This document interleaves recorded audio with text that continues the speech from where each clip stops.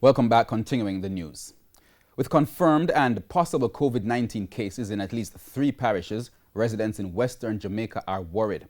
They're questioning the preparedness of healthcare facilities in those parishes, especially since the Cornwall Regional Hospital has been under renovation for years.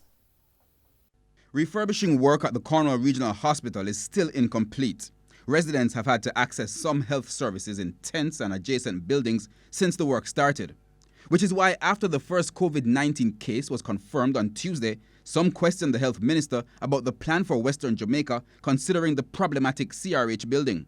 Cornwall Regional is not as problematic as the person may think, in that all the services are being offered despite the challenges with the main building.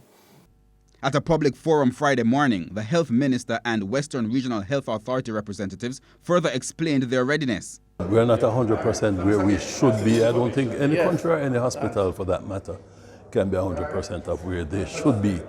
But we are prepared as possible. We have conducted quite a bit of training, every section of our employee base, from doctors right down to janitors, have been trained. We have looked at our supplies to ensure that we have adequate supplies. We have looked at our quarantine facilities and our isolation facilities. Those are ready.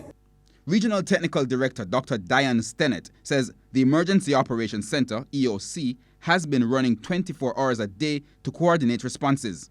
We have now activated the regional office EOC to coordinate all the parishes' response to ensure that we are efficiently and effectively responding.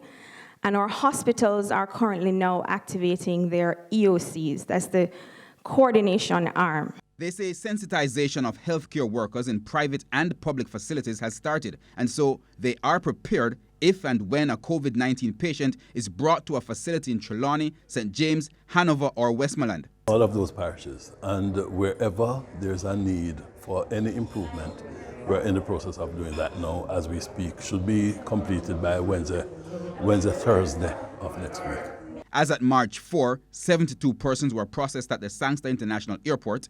18 were refused landing, 54 were allowed in. 9 were put in home quarantine, 45 in either national quarantine centers or isolation.